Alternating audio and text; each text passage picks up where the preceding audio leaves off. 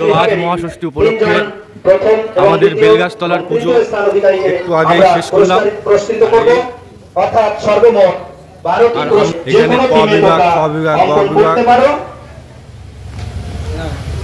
সব বিভাগেই রয়েছে। তার মধ্যে বয়স বা বিভাগ অনুযায়ী আমরা সেটা বিবেচনা করব। অঙ্কন টিচার তো আমাদের সাথে আমরা একটু কথা বলে, যিনি কয়েক বছর ধরেই করছে, খুব সাফল্যের সাথে এরা করছে। আমিও বিগত কয়েক বছর ধরে এখানে অংশগ্রহণ করছি।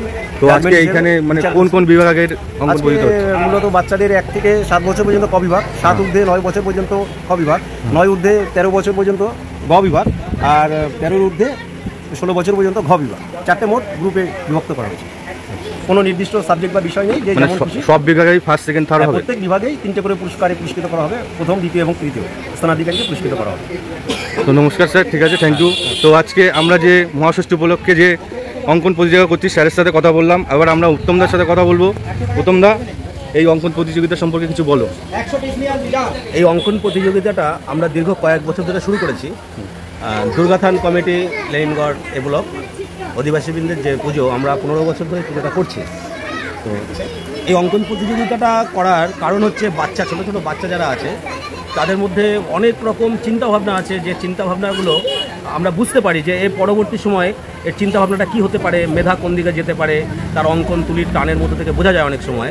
এখান থেকেই উঠে আসবে আমাদের মধ্যে বড় শিল্পী। আমরা আমাদের গার্জিয়ানদেরকেও বলবো, যদি তার আঁকার প্রতিভার দিকে লক্ষ্য রেখে সে কী হতে চাইছে পরবর্তী সময়, তার চিন্তাভাবনাটা কী, সেই দিকটাকে যদি আমরা একটু লক্ষ্য করে তার সেইভাবে এগোতে পারি, তাহলে সেই বাচ্চাটা সাফল্যের দিকে যেতে পারে। আর এবছরের যে পুজো কমিটি, খুব সুন্দর পুজো কমিটি হয়েছে। মহিলা পরিচালিত কমিটি, আমাদের একসময় পুরোপুরি মহিলা পরিচালিত কমিটি ছিল, এখন আমরা যৌথভাবে করছি এই পুজোটা। পুরুষ এবং মহিলাদের সমন্বয়ে মিলিতভাবে সুন্দরভাবে আমাদের পুজোটা হয়। এবং শুধু তাই নয়, কালকে আমাদের এখানে আরও অনুষ্ঠান রয়েছে দুপুর থেকে। প্রত্যেক দিন সন্ধ্যার পরে আমাদের বিভিন্ন রকম সুন্দর অনুষ্ঠান থাকে। তো আজকে মহাষষ্ঠী পুজো আমরা সকালে সমাপ্ত করেছি।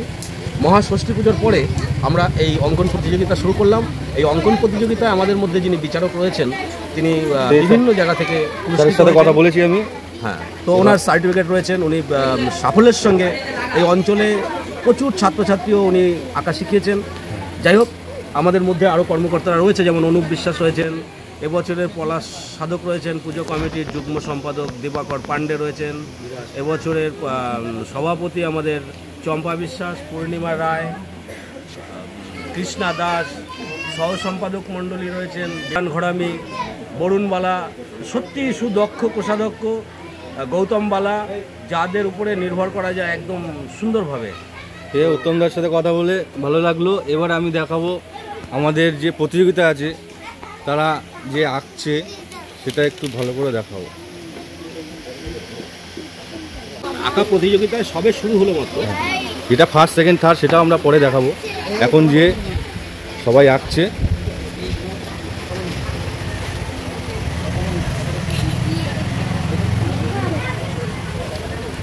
বিশেষত আরেকটা কথা না বললেই নয়, আমাদের এই পুজোটার সঙ্গে এলাকার মানুষ যেভাবে সহযোগিতা করে, এবং নিউ বারাকপুর পুলিশ প্রশাসন, বিলকান্দা গ্রাম পঞ্চায়েত আমাদের সঙ্গে সম্পূর্ণভাবে সহযোগিতা করে। আমরা দুর্গাথান কমিটির পক্ষ থেকে new Barrackpore police station, Bilkanda 2 গ্রাম পঞ্চায়েত এবং আমাদের এলাকার মানুষকে আমরা দুর্গাথান কমিটির পক্ষ থেকে শারদীয়ার প্রীতি এবং শুভেচ্ছা জানালেই হবে না। আমরা কি ভাষায় তাদের শুভেচ্ছা জানাবো আমরা ঠিক বলতে পারছি না। সুন্দর, তাদের সহযোগিতা আমাদেরকে সামনের দিকে এগিয়ে যেতে সহযোগিতা করবে। ঠিক আছে।